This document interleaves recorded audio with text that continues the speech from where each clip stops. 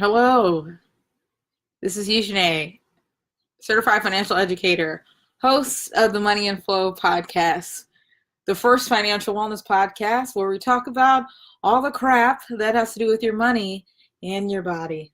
So there we go, financial wellness at its finest. Today we're going to talk about, hello. Today we're going to talk about the money nurturer archetype, why it's so important, who is that money nurturer, and then also how can we help those people, money nurturers, understand their money story. So you probably have met someone who typically is a mothering type. They're super responsible. They will be the first person to help you out when you throw up. They'll be the person that holds your hair back. They'll also be the person that will literally take care of every single item in your house just to make sure that you're taken care of when you have a breakup.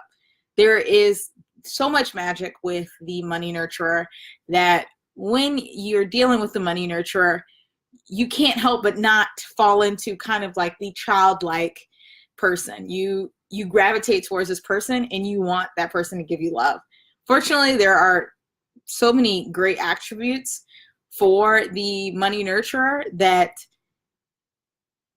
they just give, and because they give, they are able to make a huge impact in the world. So you can think about like Princess Diana, Mother Teresa. All of those women have that ancestral archetype that is really about caring. And because of that, they're able to help a lot more and give love. A lot of people are struggling when it comes to love, and the money nurturer, that is something that they're really good at. They're good at mothering and letting other people feel good about themselves. So when you're thinking about the money nurturer, there are some things that you should think about, and it doesn't matter if it's you, if it's your friends, but there's something about the money nurturer that is super trustworthy, and they will literally do anything for a mission. So the money nurturer is a person that really doesn't have vendettas. They're not out here clapping back at somebody. They're more likely to give unless you hurt their friends. Now, the money nurturer typically has problems with their money sometimes. Now, if you're a money nurturer and you figure out how to make money based off of the thing that you're good at, like if you're a therapist and you figure out, okay, this is how I'm going to give love, you can make a living off of it. If you're a teacher and you really hone in on, okay, this is going to help me give love, but then also receive love by also making money, then you are able to tap into that. But unfortunately, because money nurturers are the same types of people that are willing to give, it is really hard for them to receive. And because it's hard for them to receive, that means that they're going to end up having blocks with their money. Some of this stuff happens because when a lot of nurturers were kids, they were always the ones that were responsible. Like they were even responsible for their parents. So because of that, that can actually block the money nurturer's whole self or inner child. And it took me a long time, because particularly when I was talking to people that identified with money nurturing from all classes between the ages of 35 to 25, all of the women had the same exact issue when it came to money. They didn't really want to talk about it unless they gave it up. And that is actually a hard thing for money nurturers to actually deal with when it comes to their money, because if they make more money, or if they learn how to use their gifts and they learn how to save their money, then they're more likely to give back, right?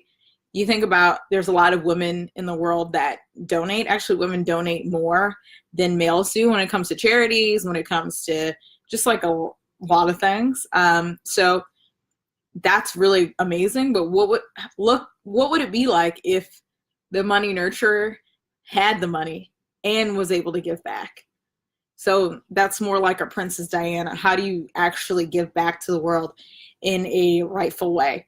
So when I was working with a lot of women, there were particularly some folks that were the money nurturers, because they didn't think about their inner child.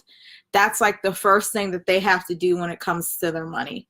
You have to think about, okay, because my inner child was kind of like tarnished, or because my inner child was not taken care of, how can I actually help myself be not responsible of things? How can I take my time away from not doing the work, right? There's lots of folks that do the work, especially when it comes to money nurturers. They're always doing the work, which is great. You need someone that's like that.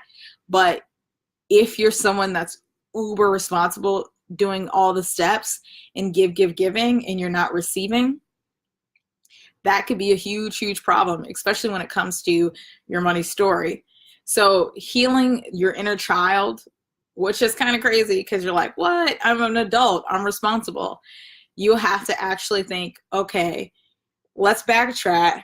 When did I become so serious? When did I start becoming the nurturer? And how can I actually bring more of the inner child in my life? So that's actually a question that a lot of women and men have to deal with when they're money nurturers. So the first thing that you can think about, or a question that you can ask yourself, is who taught you about caring? So a lot of times the people that teach you about caring are actually the people that teach you about money. So a lot of money nurturers, if they get their money right, then they're able to give more. But if they're not, 9 times out of 10, the people that taught them about caring did not like money. And in fact, they disdained money. And they said that money's not helping people. So that actually can create a huge block for money nurturers. People that are super responsible, people that care about the world, care about the environment, all about ESG investing, all about impact investing. If you're not thinking about who taught you about caring, then you're less likely or least likely to understand your money blocks. The other question that you ask is, when was the first time you helped someone out with their money? So if it was a first time where you were the money nurturer and you helped, let's say you helped your brother or sister pay for something, how did that relationship turn out? Is your brother or sister still asking you for money? Or are you the person that after you gave them, they just consistently just take. So a money nurturer should seriously think about that, especially when it comes to responsibility, especially when it comes to giving and receiving. And then the last thing is, when it comes to your money, do you let others take care of you? So if you're someone that's the nurturer in your family, you're the person that gets everybody together for the family reunions, you're the person that always consistently feeds back into the world.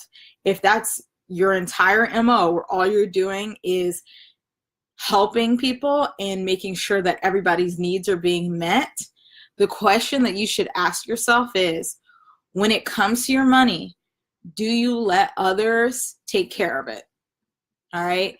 If you have a job and they have 401ks, are you the person that's dealing with it and looking at it on a consistent basis, or are you just letting someone else take care of it? If you have a partner and your partner, let's say they're more money savvy, whatever the hell that means, I don't really believe in that stuff, but their person actually pays more attention to your money. If you're the nurturer, if you're the money nurturer, you have to ask yourself, okay, is this person literally telling me what to do with my money? Are my best friends telling me what to do with my money? These are like the pieces that people really should think about when they're thinking about their money. And these are also the pieces that they should think about when they are trying to build a legacy. So I'm going to make sure that I post your money ancestral archetype in the comments below, but there are 6 money archetypes. A lot of them were derived from like Maslow hierarchy of needs. They're like old symbols that people use.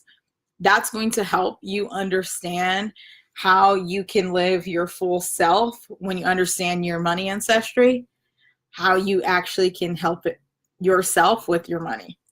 So that's pretty much it. We talked about the money nurturer.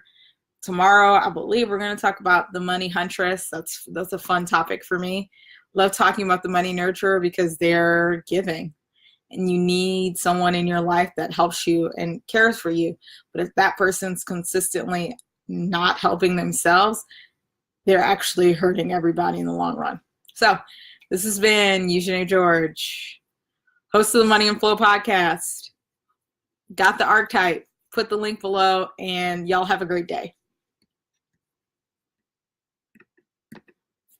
Oh.